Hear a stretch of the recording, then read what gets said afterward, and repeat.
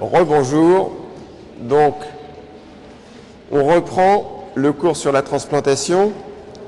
On avait vu sur ce qui se passait en France, l'épidémiologie de la transplantation en France. Là, on redémarre sur le facteur qui limite le succès de la transplantation. Alors, le facteur, bien entendu, qui limite le succès de la transplantation, c'est la réponse immune, en fait, du receveur contre les tissus du donneur. Et ça, on s'en est aperçu assez vite, notamment lorsqu'on a essayé de remplacer la peau de patients qui avaient été brûlés par de la peau qui venait de donneurs. Et là, on s'est aperçu que lorsque l'on faisait en fait ces transplantations de peau sur des patients brûlés, en 1 à 2 semaines, le greffon en fait allait se nécroser et en fait ça a été très bien étudié par un monsieur que vous voyez ici qui est Sir Peter Brian Medawar avec Sir Frank Macfarlane Burney qui tous les deux, pour les travaux justement qu'ils ont fait sur essayer de comprendre les causes de ce rejet du greffon, pourquoi y avait-il une réaction inflammatoire qui aboutissait au rejet du greffon, ils ont eu le prix Nobel en 1960 pour avoir découvert que ce rejet en fait était causé par une réponse immune adaptative. Alors, pour vous situer, Medawar, il est là, Burney, il est là. Et pour ceux qui sont des littéraires, ils auront reconnu ici un Français qui, la même année, a eu également le prix Nobel, qui est St. John Perse. Voilà. Donc, 1960, un prix Nobel de littérature pour la France. Alors, comment ça se passe? En fait, il y a un certain nombre d'expériences qui ont été faites sur la souris et vous vous apercevez qu'il y a en fait 2 étapes au rejet de greffe allogénique, c'est-à-dire au rejet de greffe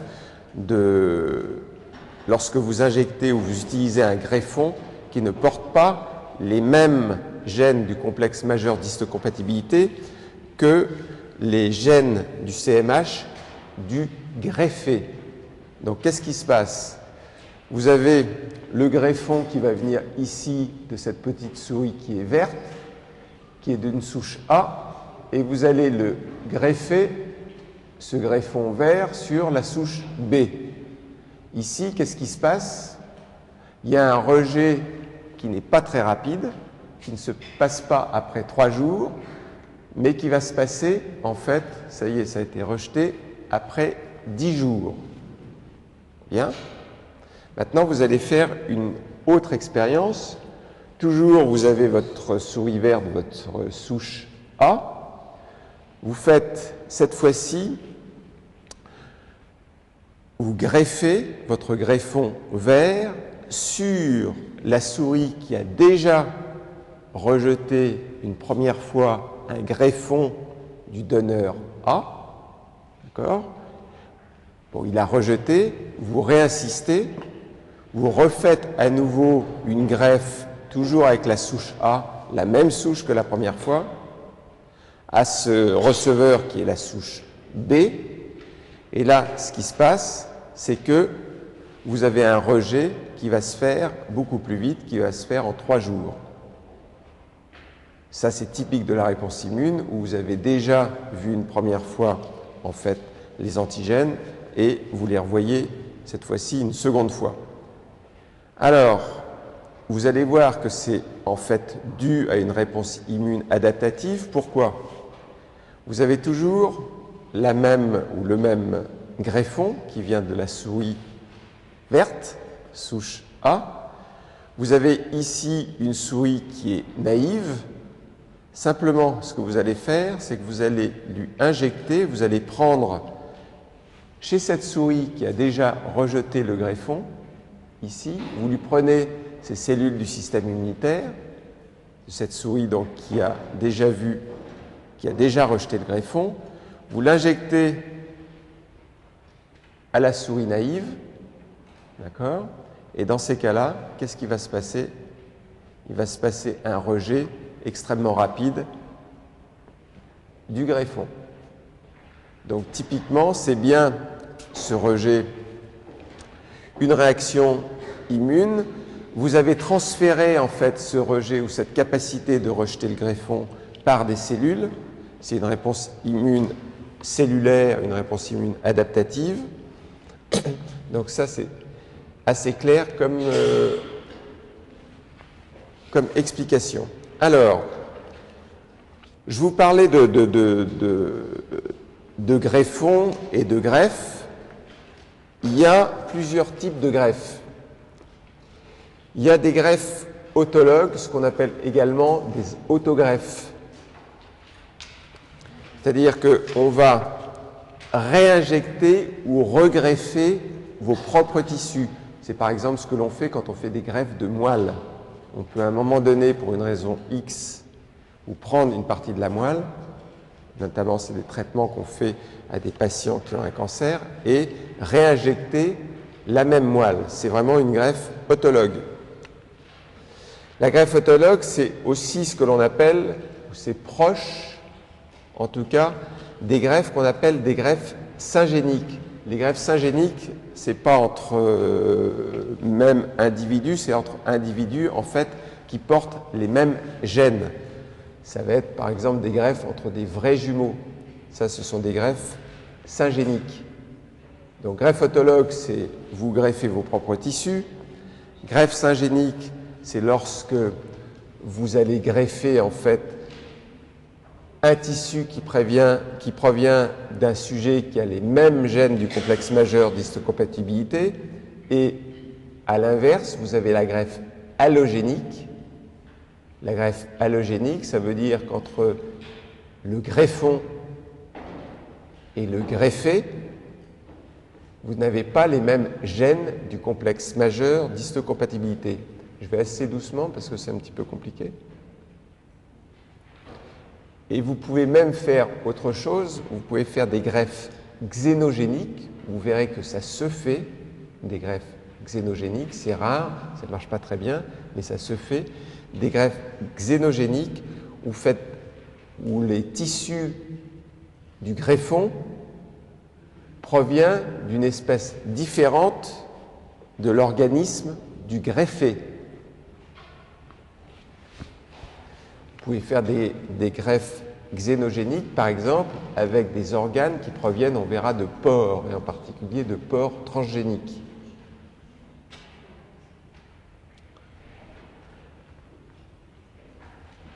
Bien. Alors, pourquoi c'est important de bien comprendre l'immunologie de la transplantation? D'abord, parce que la réaction immunitaire, c'est l'obstacle principal au succès des transplantations. Et en fait, c'est aussi, de façon expérimentale, des modèles intéressants, le modèle des greffes, pour comprendre en fait le fonctionnement du système immunitaire et en particulier la réponse immune adaptative. Alors, ça c'était les facteurs qui limitent le succès de la transplantation. Maintenant, on va parler des réponses immunes aux allogreffes. Si vous avez une réponse immune aux allogreffes, ça veut dire que vous allez faire une réponse immune contre ce qu'on appelle des allo-antigènes. Les allo-antigènes, c'est ceux qui vont provoquer justement la réponse immune à des allogreffes. Alors, c'est une réponse immune adaptative, qui est assez élaborée. Et au cours de cette réponse immune, les médiateurs, ce sont essentiellement des cellules, mais ça peut aussi être des anticorps qui vont se former au cours de cette réponse immune adaptative.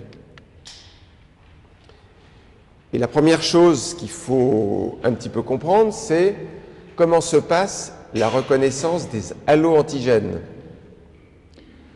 Alors, ça se fait cette étude de la reconnaissance des allo-antigènes, ça se fait avec des expériences qui se font sur des souris, et des souris un petit peu particulières. On utilise des souris qui ont entre elles, ou des souches de souris, qui ont entre elles les mêmes gènes, sauf les gènes qui proviennent d'un locus, pour arriver à identifier finalement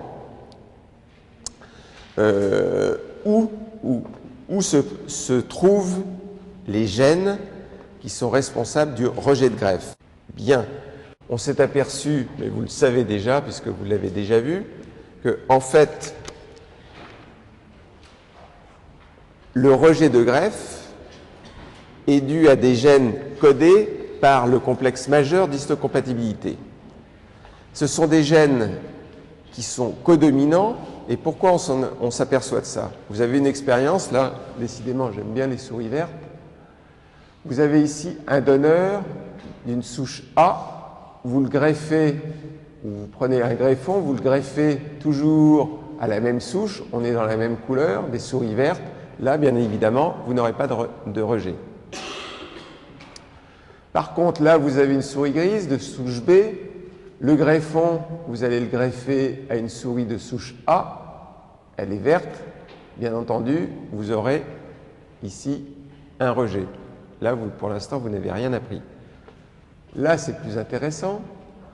Vous avez cette fois-ci un donneur de souche B et vous prenez le greffon gris et vous l'injectez à une souris de souche AB. C'est-à-dire c'est une souris qui est le fils ou la fille du croisement de la souris A et de la souris B. D'accord? Donc là, vous êtes A, là, vous êtes AB. Vous n'aurez pas en fait de rejet, puisque c'est compatible. A, AB. Par contre, vous prenez la souris qui est grise et verte, c'est-à-dire la souris AB, d'accord? Vous l'injectez en fait à une souris A qui est verte. Cette fois-ci, vous aurez en fait un rejet parce que vous avez des gènes d'histocompatibilité qui proviennent en fait de la souris grise de la souche B. Donc ce sont des gènes en fait qui sont codominants, et à partir du moment où il y en a un qui va être différent, ça va vous induire un rejet de greffe. Alors, il y a eu des prix Nobel également pour ce type de découverte, et vous savez que celui qui a eu un rôle essentiel pour montrer que c'était bien les gènes du CMH qui contrôlaient le rejet de greffe, c'est George Snell, donc prix Nobel en 1980, 20 ans après le premier.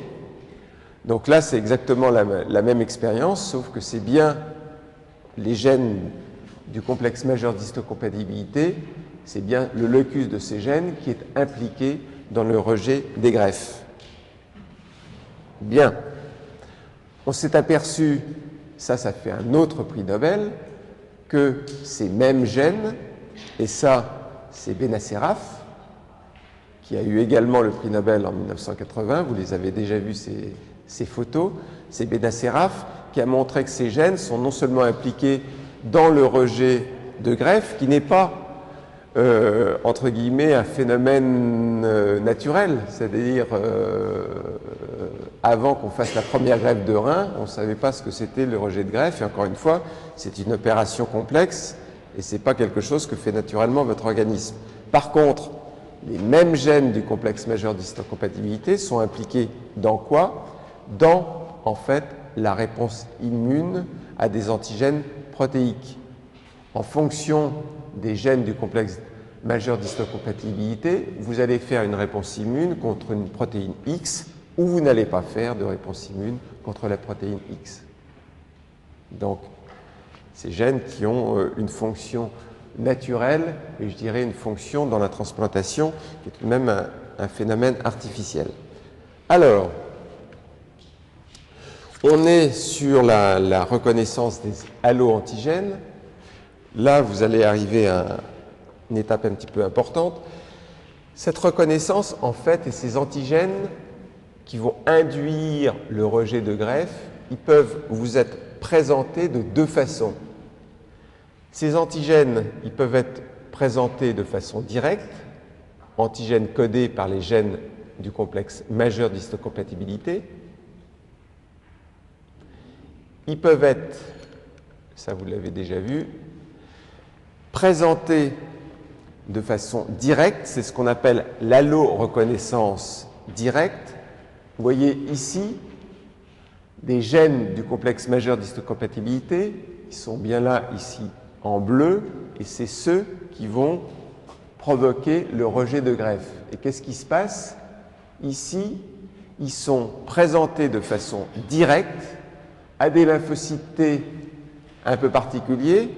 Ils vont répondre à des allo-antigènes, pardon. Ils répondent à des allo-antigènes. Donc, ce sont des lymphocytes T alloréactifs. Ça, ce sont les cellules présentatrices d'antigènes du donneur. Ça, c'est dans le greffon, en vert. Et ça, ce sont les lymphocytes du receveur. Et en fait, il y a une reconnaissance, une allo-reconnaissance directe, en fait, des allo-antigènes, qui sont ces gènes du complexe majeur d'histocompatibilité, qui sont reconnus ici, en fait, par les lymphocytes T du receveur. Ça, c'est allo-reconnaissance directe. On va revenir là-dessus. Donc, si vous n'avez pas bien saisi, vous allez avoir d'autres opportunités pour saisir. Et à côté de ça, vous avez une présentation des allo-antigènes qui peut être indirecte. Là, ici, vous avez le tissu du greffon. Alors, il s'est passé beaucoup de choses, je vais vous le repasser là. Vous avez ici le tissu du greffon, avec à la surface des molécules du CMH allogéniques, en fait, qui proviennent du greffon, c'est-à-dire qui proviennent du donneur. Là, ce qui se passe, c'est que les cellules présentatrices d'antigènes du receveur,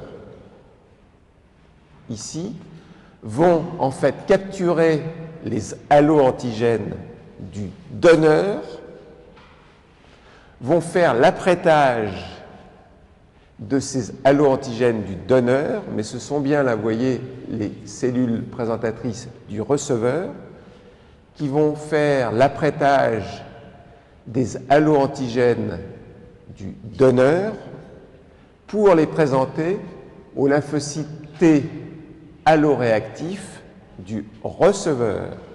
Donc là, c'est vraiment pas une voie directe, là c'était simple, là c'est une voie indirecte. Alors, on voit ce qui se passe.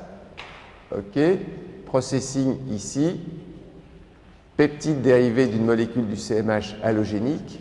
Mais là, à la différence de tout à l'heure, c'est bien les cellules présentatrices d'antigènes du receveur qui présentent les allo-antigènes du donneur. Ici, c'était tout simplement les cellules présentatrices du donneur qui présentaient directement. Donc, présentation directe, présentation indirecte. Alors, il dit qu'on allait revoir ça. On parle d'abord de la reconnaissance directe des allo-antigènes. Alors, on peut se demander pourquoi se passe finalement cette reconnaissance directe d'allo-antigènes par les récepteurs T des lymphocytes T du receveur. Alors d'abord, qu'est-ce qui peut se passer?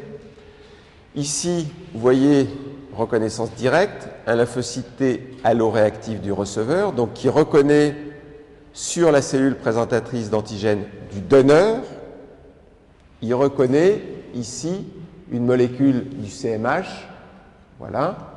Ce qui peut être fait par une cellule T auxiliaire peut tout aussi bien être fait par une cellule T cytotoxique. Là, on est dans la reconnaissance directe. À chaque fois, c'est directement les cellules T auxiliaires ou T cytotoxiques, en fait, du receveur, qui reconnaissent ici des allo-antigènes, qui sont des molécules du complexe majeur d'histocompatibilité, qui sont sur le greffon. Alors, ces molécules, pour l'instant, vous les voyez vides, elles peuvent être chargées avec un peptide. Mais qu'est-ce qui explique, en fait, cette reconnaissance? Qu'est-ce qui fait que des lymphocytes du receveur vont tout d'un coup être activés par ces allo-antigènes des molécules du CMH du donneur? Encore une fois. Alors, vous connaissez très bien, en fait, le récepteur T. Vous savez que le récepteur T, tout naturellement, il va être activé lorsqu'il va y avoir reconnaissance par le récepteur T, en fait, d'une molécule du CMH du soi, d'accord, qui présente un peptide du non-soi. Ça, c'est ce qui se passe dans la réponse immune normale. Je ne vous parle pas là de greffe, de greffon, de greffé. Je vous parle de la réponse immune normale. La réponse immune normale, c'est qu'une cellule T, par le biais de son récepteur, avec les corécepteurs, d'accord, mais par le biais de son récepteur, qu'est-ce qu'elle fait? Elle va reconnaître en fait un peptide étranger, un peptide d'origine virale par exemple, présenté par une molécule du CMH du soi. D'accord? Bon. Là, en fait, qu'est-ce qui se passe? Ça, c'est la réponse normale, d'accord? CMH du soi, peptide étranger. Vous regardez bien parce qu'il y a les couleurs qui sont bien faites. Peptide étranger, marron, CMH du soi, d'accord? Réponse normale. Maintenant, on passe au cas de la greffe. Pourquoi les cellules du receveur vont être activées, en fait, par les molécules du CMH du donneur? Déjà, là, vous avez une première raison. C'est-à-dire, c'est des histoires de mimétisme moléculaire. C'est-à-dire que les lymphocytes, ici, du receveur, sont activés par, en fait,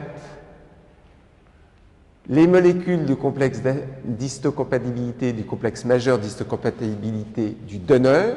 Ça, c'est les lymphocytes, le récepteur T du receveur. Ça, c'est la molécule du CMH du donneur. Et qu'est-ce que vous voyez? Vous voyez que cette molécule du CMH, elle ressemble exactement à, en fait, une molécule du CMH du soi qui présente un peptide étranger. D'accord? Donc c'est pour ça que ça peut s'activer. Et là, au passage, vous remarquez que le peptide qui peut être dans la molécule du CMH du donneur n'intervient pas. Par contre, il y a d'autres cas, c'est toujours un problème de mimétisme, c'est subtil ça. Voilà. Cette fois-ci, c'est toujours le récepteur ici du receveur, le récepteur T du receveur, qui est activé par la molécule du CMH du donneur, mais qui en plus de ça présente un peptide. D'accord ? Ce peptide, souvent, il va être présent parce qu'il stabilise en fait la molécule du CMH du greffon. Mais là, c'est toujours la même chose, hein, c'est toujours une histoire de mimétisme moléculaire. J'aime bien faire ça parce que ça... Hein? Vous avez bien compris là? Donc voilà pourquoi vous pouvez avoir en fait une reconnaissance directe en fait des molécules du CMH qui portent un peptide ou qui ne portent pas un peptide du greffon. Alors, comme ces molécules du CMH ici, elles sont très polymorphiques en fait. Elles peuvent différer par plein d'acides aminés. Ça veut dire que lorsque vous avez des molécules du CMH d'un greffon, elles peuvent activer de multiples clones T du receveur, puisque cette molécule de CMH du greffon peut différer en fait par plusieurs acides aminés, elle en a plein d'acides aminés, donc elle peut activer beaucoup de clones du receveur, ce qui fait que ces greffons, c'est en fait très immunogénique. Il faut savoir à peu près qu'il y a pour chaque molécule du CMH, par cellule, il y a à peu près 100 000 copies de chaque molécule du CMH par cellule. Alors ici, ça veut dire qu'elle a 100 000 opportunités d'activer ne serait-ce une seule molécule du CMH, la même, hein, d'accord? Si on parlait des molécules du CMH de classe 1, vous savez qu'au maximum des molécules du CMH de classe 1, il peut y en avoir au maximum combien de différentes? Pas combien sur la surface, mais combien de différentes? Combien? Vous me redonnez le chiffre? 6. Vous attachez là A, B, C. Donc, si vous êtes totalement hétérozygote, il y en a 6 de différentes, mais pour chaque molécule du CMH, à la surface de la cellule, vous avez à peu près 100 000 copies. Donc, ça veut dire que vous avez une très forte capacité d'activer des T, parce que là, d'accord? Par contre, si vous comparez à une réponse immune classique, les peptides du non-soi qui sont présentés par des molécules du CMH, du soi, ça ne représente que 1% du nombre total de molécules du CMH. Donc ça veut dire qu'une réponse contre des peptides du non-soi, qui peut être déjà une réponse active, c'est rien finalement comme stimulation à côté de la stimulation qui peut être provoquée par un greffon. D'accord? Vous réfléchirez à ça, c'est important. Voilà. Bien. Là, on était jusqu'à présent dans la reconnaissance directe des allo-antigènes. Transplantation, encore une fois, c'est complexe, ça demande un petit peu de réflexion. Maintenant, on va parler de la présentation indirecte, en fait, des allo-antigènes. Alors, reconnaissance indirecte des allo-antigènes, voilà comment ça se passe. Encore une fois, vous avez un apprêtage par les cellules présentatrices d'antigènes, cette fois-ci du receveur. Alors, cet apprêtage, il peut se faire par des molécules du CMH de classe 2, où il va y avoir une présentation des peptides par des molécules du CMH de classe 2. Ces peptides vont être présentés à des lymphocytes T auxiliaires, et ça vous rappelle quelque chose de tout à fait classique. Ce qui se passe ici, c'est en fait la voie exogène de présentation d'un antigène protéique. Qu'est-ce que fait cette cellule-là? Elle a pris ici, elle a capturé un antigène qui provenait de l'extérieur, qui est un antigène un petit peu particulier, c'est une molécule du CMH allogénique qui était sur le greffon. Elle l'a processé, elle l'a présenté en fait à un lymphocyte T. Ça, c'est typiquement ce que vous avez ici, ce que vous connaissez déjà, c'est la voie exogène, la voie d'apprêtement intracellulaire des antigènes protéiques. La seule chose que j'ai modifiée par rapport à des schémas que vous connaissez déjà, que vous pouvez voir dans le cours sur la présentation d'antigènes, c'est que vous notez ici, ce que j'ai placé là, ce n'est pas un peptide exogène, j'ai tout simplement mis la molécule du CMH allogénique. Elle est toujours en bleu. Donc c'est elle qui va être processée pour être présentée à un lymphocyte T auxiliaire. D'accord ? Cette voie d'apprêtement intracellulaire des antigènes protéiques, aussi, il peut y avoir une présentation au lymphocyte T, en fait, cytotoxique. Cette fois-ci, c'est la voie endogène. Alors, pour qu'il y ait ce type de présentation au lymphocyte T cytotoxique, c'est au départ une protéine qui est exogène. Pour qu'une protéine exogène soit présentée à des lymphocytes T cytotoxiques, il faut qu'il y ait ce qu'on appelle la présentation croisée. Alors, pour une d'entre vous qui m'a posé la question, il ne faut pas confondre la réaction croisée qu'on avait vue au moment de l'auto-immunité, le fait qu'il y a un mimétisme moléculaire entre les antigènes, ça c'est les réactions croisées entre les antigènes. Là, je vous parle de présentation croisée. Ça veut dire la capacité, ces réactions croisées, qu'ont des cellules présentatrices d'antigènes de capturer un antigène extracellulaire qui théoriquement devraient être présentées par des molécules de classe 2, la possibilité qu'ont ces cellules présentatrices d'antigènes, et il n'y a que elles qui ont ces possibilités-là, en fait, de prendre un antigène exogène qui devrait être présenté, apprêté par la voie exogène, présenté à des molécules T auxiliaires. Ces cellules présentatrices d'antigènes ont la capacité de capturer un antigène exogène et de l'apprêter par une voie endogène. C'est ça la présentation croisée. Et en fait, quand vous avez ce modèle ici de reconnaissance indirecte des alloantigènes et présentation croisée, c'est vraiment ça. Vous faites une présentation croisée, vous avez votre cellule présentatrice d'antigène du receveur qui capture un antigène exogène, la molécule du CMH du donneur, et elle fait une présentation croisée parce qu'au lieu de la présenter par voie en fait exogène à des lymphocytes T auxiliaires, elle le présente par voie endogène à des lymphocytes T cytotoxiques.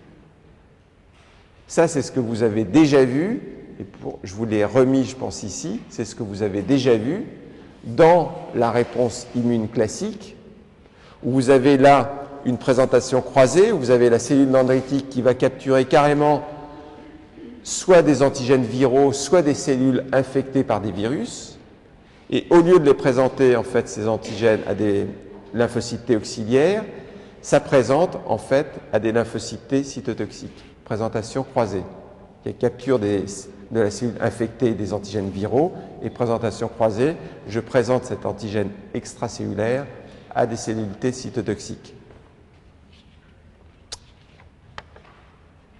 Bien. Ça va? Bon.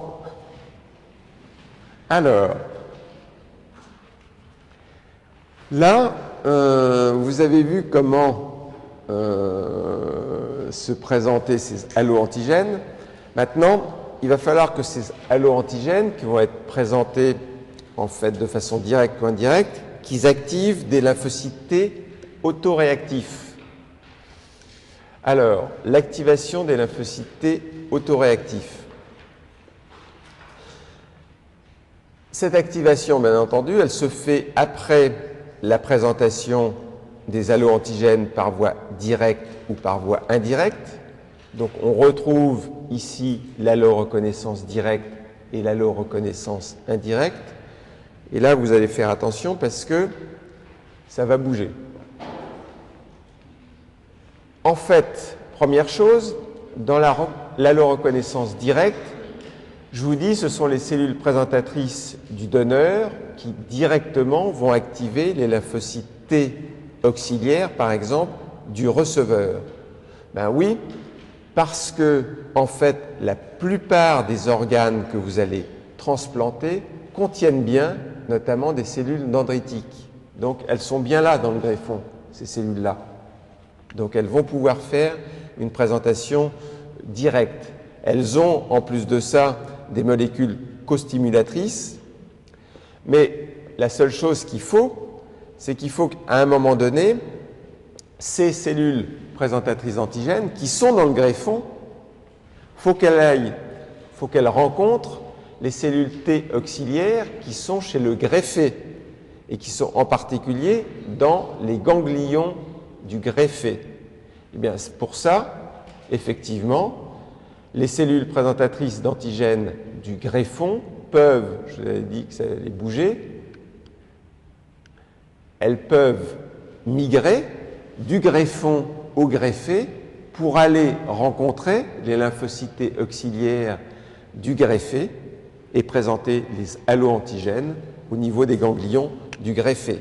Donc, il y a une migration ici lors de la présentation directe, en fait, des cellules présentatrices d'antigènes du greffon vers les ganglions du greffé.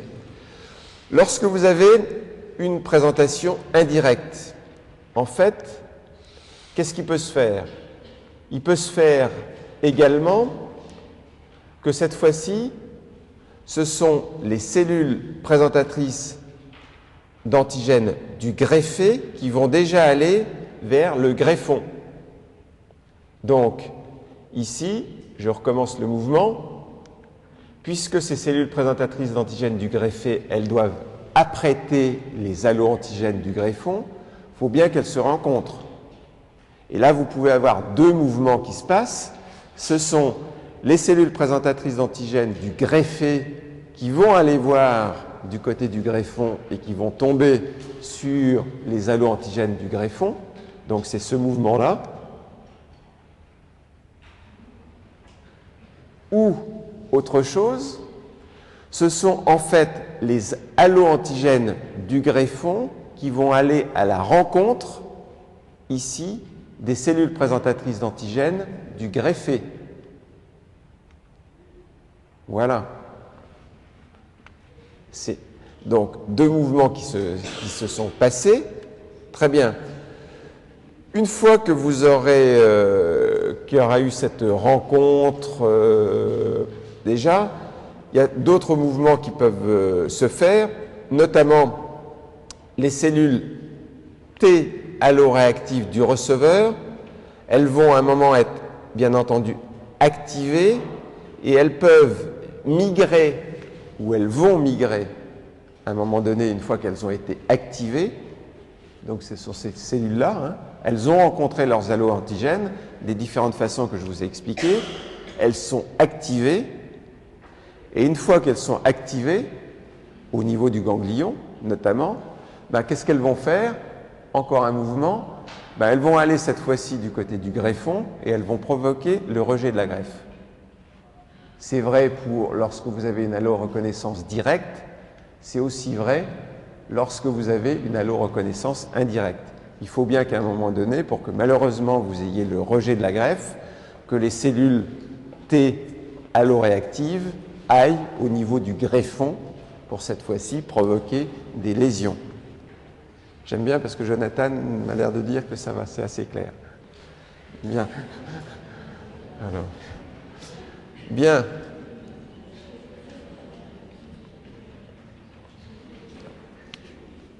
Alors, tout ce que l'on vient de dire là, c'est valable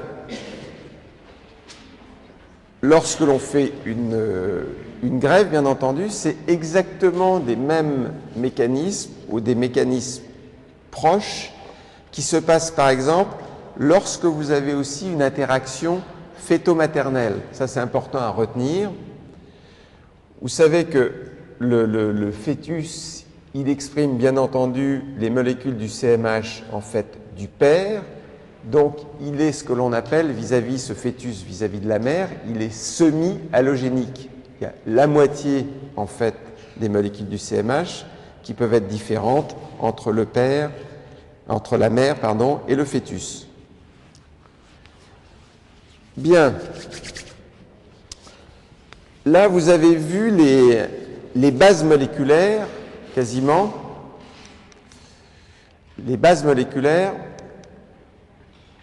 du rejet de greffe. Une autre chose que je ne vous ai pas signalée avant d'avoir ces bases moléculaires, voilà, oh, j'avais plein de choses encore à vous dire, oui.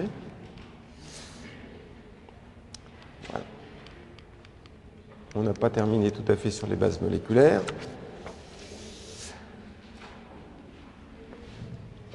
Ces lymphocytes T alloréactifs qui viennent d'être activés. J'avais fait une parenthèse sur ce qui se passe sur le plan fœto-maternel, mais avant de passer à autre chose, toujours dans les bases moléculaires, ici, ces lymphocytes T alloréactifs qui sont activés, qu'est-ce qui se passe lorsqu'ils sont activés? Il peut se passer plusieurs choses. Première chose, il y a une phase de sensibilisation de ces lymphocytes T alloréactifs, et ensuite il y a une phase effectrice, et ce qui se passe là, c'est exactement ce que vous avez vu pour les réactions d'hypersensibilité retardée. Donc vous voyez que après, une fois que les cellules T ont été dans le greffon, elles sont activées, il va y avoir une expansion de ces cellules T, une phase de sensibilisation de 1 à 2 semaines, et ensuite il y a la phase effectrice. Cette phase effectrice, qu'est-ce qui se passe? Que je regarde ce que j'ai activé, il faut que je laisse faire soi-même, ça va tout seul. Voilà, expansion, phase effectrice. Dans la phase effectrice, il y a une sécrétion de cytokines vers les cellules présentatrices. Ces cellules présentatrices sécrètent un certain nombre de cytokines et ça va provoquer finalement à la fin une lyse de cellules présentatrices d'antigènes par exemple. Donc ça, c'est pour dire que le mécanisme, ou un des mécanismes en tout cas, qui se passe pour le rejet de greffe, une fois que vous avez activé vos cellules T auxiliaires, c'est des mécanismes qui sont très proches de ceux d'hypersensibilité retardée. Là, ici, on est dans la voie indirecte, c'est la même chose. La seule différence par rapport à tout à l'heure, c'est aussi une réaction d'hypersensibilité retardée. La seule différence, c'est ici, c'est que c'est une cellule dendritique ici du greffé qui présente et qui active, mais derrière, c'est toujours une réaction d'hypersensibilité retardée. Je repasse les deux schémas. Ici, activation, présentation directe et activation. Réaction d'hypersensibilité retardée. OK. Ici, voie indirecte, simplement, c'est les cellules présentatrices du receveur. Bien. Autre mécanisme aussi, toujours là, la reconnaissance, cette fois-ci, à nouveau directe des alloantigènes. Qu'est-ce que je fais là? J'active des lymphocytes T cytotoxiques. Ces lymphocytes T cytotoxiques, ils vont être capables, à un moment donné, d'aller tuer des cellules présentatrices, où on verra tout à l'heure, ces cellules T cytotoxiques aussi, elles peuvent tuer, par exemple, des cellules endothéliales. Ça, c'est l'alloreconnaissance directe. Et ça, c'est très impliqué au passage, parce que vous allez voir tout à l'heure que vous avez différents types de rejets. Et là, ce mécanisme-là, qui est en fait l'activation des lymphocytes T cytotoxiques, c'est certainement plus important dans un type particulier de rejet, qui est le rejet aigu. Ici, la reconnaissance indirecte des alloantigènes et l'activation des lymphocytes T auxiliaires, c'est sans doute plus important dans un autre type de rejet, qui est le rejet chronique. Donc le message, parce que là ça commençait à devenir un petit peu complexe, le message, ça veut dire que, petit résumé des épisodes précédents, présentation des alloantigènes de façon directe ou indirecte, activation de ces alloantigènes qui ont été présentés de façon directe ou indirecte, activation de lymphocytes T auxiliaires ou activation de lymphocytes T cytotoxiques. Lorsqu'il y a une activation de lymphocytes T cytotoxiques, c'est en particulier un des mécanismes du rejet aigu, d'accord?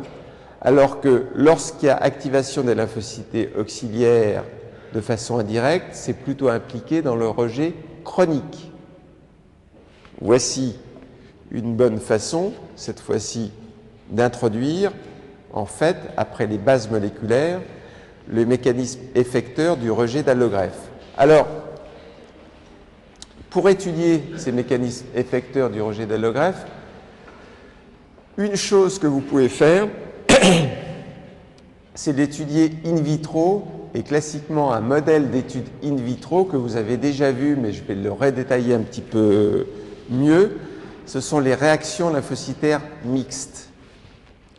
Les réactions lymphocytaires mixtes, ça vous permet vraiment d'étudier ce qui se passe entre des populations cellulaires qui proviennent de sujets qui ne portent pas les mêmes molécules du CMH. Et vous avez ici un donneur X, voilà, et vous avez ici un donneur Y. Alors, vous pouvez mettre toutes les cellules entre elles, elles vont s'activer, mais c'est un petit peu compliqué. Et ce que l'on préfère faire, c'est la chose suivante. Si on préfère inactiver, en fait, ces cellules d'un des donneurs, le donneur Y, ces cellules du donneur Y ne vont servir que de cellules stimulatrices. Et pour étudier ce qui est capable de faire des cellules stimulatrices, ça pourrait être des cellules d'un greffon, vis-à-vis des cellules d'un greffé, qui sont les cellules X ici, on met ces cellules stimulatrices, on les inactive, on les irradie, elles sont plus capables notamment de se multiplier. Celles-ci ne sont plus capables de se multiplier, elles ont été irradiées. Celles-ci, elles sont capables de se multiplier, de produire des cytokines. On les met ensemble, on fait une réaction lymphocytaire mixte, on mélange tous ces lymphocytes, ces cellules NK, ok. On vient de les mélanger ici, et qu'est-ce qui se passe? Ici, vous avez les cellules présentatrices d'antigènes du donneur. Elles peuvent activer en fait des lymphocytes cytotoxiques ici de l'individu X. C'est la cellule répondeuse. Qu'est-ce qui va se passer? Il va y avoir une multiplication ici et ces cellules T cytotoxiques qui sont multipliées sous l'action des cellules du donneur Y, elles vont être capables de tuer les cellules justement présentatrices du donneur Y, lise des cellules cibles. D'accord? Ensuite, ces cellules présentatrices, elles peuvent également présenter l'antigène à des lymphocytes auxiliaires ici de l'individu X, cellule répondeuse, cellule stimulatrice. Celle-ci, elle vient de là, celle-ci, elle vient de là. Qu'est-ce qui se passe dans ces cas-là? Multiplication des T auxiliaires de l'individu X. Ici, vous avez une cellule stimulatrice du donneur Y. Et qu'est-ce qui va se passer? Il va y avoir, en fait, sous l'action de la cellule stimulatrice qui vient toujours du donneur Y, toutes ces cellules T auxiliaires qui viennent de l'individu X, qu'est-ce qu'elles vont faire? Elles vont produire des cytokines. Voilà. Donc ça, c'est la réaction lymphocytaire mixte qui vous permet d'étudier, en fait, les réactions entre cellules d'un greffon et cellules d'un greffé. Donc ça, vous repassez doucement le schéma et vous allez finir par comprendre. Voilà.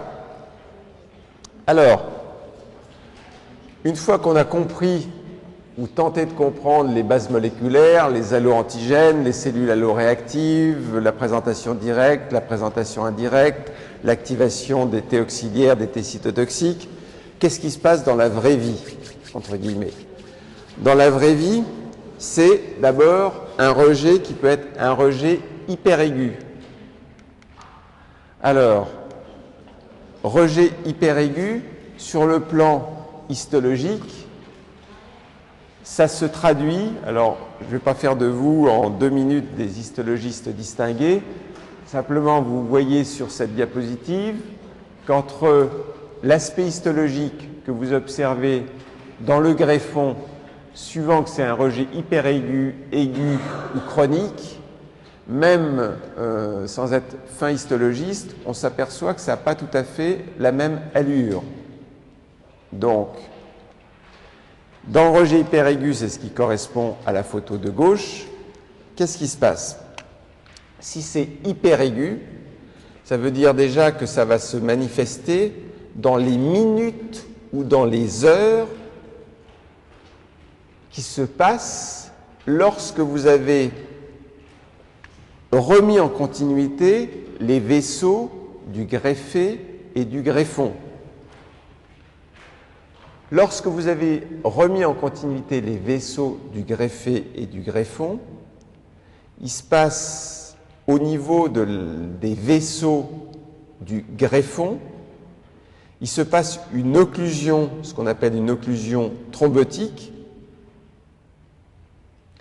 Et cette occlusion des vaisseaux du greffon, elle est médiée, et ça c'est important, par des anticorps qui sont dans la circulation de l'hôte. Et dès que vous avez remis en continuité les vaisseaux, ces anticorps qui sont dans la circulation de l'hôte, ils vont aller se lier aux cellules endothéliales, en fait,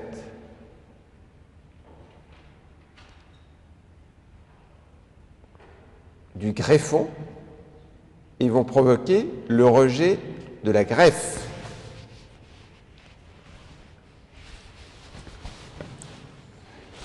Bien. Alors, ces anticorps, c'est ce qu'il faut retenir, ces anticorps, ils préexistaient chez le greffé. Ils étaient là, et dès que vous remettez encore une fois en continuité, ça va aller vous détruire le greffon. Alors, vous allez le voir ici. Vous voyez apparaître des anticorps ici, qui vont dans les vaisseaux du greffon. Et tout de suite, ici, il se produit une thrombose, des lésions au niveau des cellules endothéliales, et il se produit une thrombose. Tout simplement parce qu'en fait, ces anticorps ont activé notamment des plaquettes. Ces plaquettes vont adhérer et vont s'agréger au niveau des vaisseaux, donc du greffon, et vont provoquer en fait une thrombose et une occlusion vasculaire. Et là, c'est devenu rouge, ça commence à se boucher. Alors, au début de la greffe, si vous regardez ce schéma-là, vous voyez à la fois des IgM et vous reconnaissez, ou des IgG. Et vous voyez au passage sur le schéma qu'il y a le complément qui est activé aussi. Bien. Lorsqu'on a commencé à faire des greffes, beaucoup des rejets étaient dus en fait aux IgM allogéniques. Ces IgM allogéniques, c'était souvent des anticorps naturels, notamment des anticorps qui étaient dirigés contre des antigènes de groupe sanguin. Et il se trouve que ces antigènes du groupe sanguin sont aussi exprimés, vous les voyez ici, au niveau des cellules endothéliales. Ça veut dire que lorsqu'il n'y avait pas de compatibilité au niveau des antigènes du groupe sanguin entre le greffé et le greffon, ben là, vous avez immédiatement les anticorps du greffé qui vont aller reconnaître des allo-antigènes, ici, au niveau du greffon. Donc, ça, c'était autrefois, mais ça ne se trouve plus. Maintenant, en fait, la plupart de ces rejets hyperaigus sont provoqués par des IgG. Et pourquoi vous avez des IgG contre des allo-antigènes? C'est en particulier chez des sujets qui ont été multitransfusés, qui ont déjà subi une transplantation, ou chez des femmes qui ont eu en fait des grossesses multiples. Là, vous aurez des anticorps qu'on appelle alloréactifs qui vont être dirigés contre des allo-antigènes et qui vont vous provoquer donc ce rejet hyperaigu.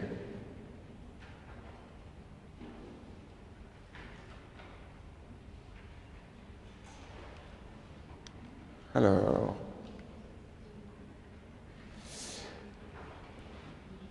à côté de ça, vous avez l'aspect histologique. Vous pouvez, au passage, assez facilement essayer de voir si, maintenant que vous connaissez le phénomène, vous allez pouvoir assez facilement déterminer si vous êtes susceptible d'avoir un rejet hyperaigu ou pas. Qu'est-ce que vous faites? Puisque ce rejet hyperaigu, c'est dû à des anticorps alloréactifs qui sont présents dans le sérum du receveur, qu'est-ce que vous faites? Vous prenez le sérum du receveur, il est là. Il y a les anticorps alloréactifs qui sont là. Qu'est-ce que vous faites? Vous introduisez les leucocytes du donneur potentiel, vous rajoutez du complément et vous voyez ce qui se passe. Ben, si, lorsque vous rajoutez dans le sérum du receveur, ici, les cellules en fait, du donneur potentiel et qu'avec le complément, ces cellules sont lysées par les anticorps du receveur, ça veut dire que là, vous pourrez faire un rejet de greffe hyper aigu. Donc, ce n'est pas le bon donneur que vous avez trouvé. D'accord? Donc, ce que l'on verra au moment de la greffe, c'est que de temps en temps, vous avez le temps de faire ce type de réaction, notamment pour les greffes du rein. On le verra dans les greffes du rein, il y a deux avantages, si on veut. C'est que d'abord, l'organe, le rein, peut se conserver de façon correcte et le patient qui attend la greffe, il peut être dialysé. Donc ça veut dire que vous avez le temps de trouver en fait la compatibilité entre le greffon et le greffé. Pour d'autres organes qui sont beaucoup plus fragiles, le cœur, le poumon, vous n'avez pas toujours le temps de faire ce type de réaction. D'accord? Voilà.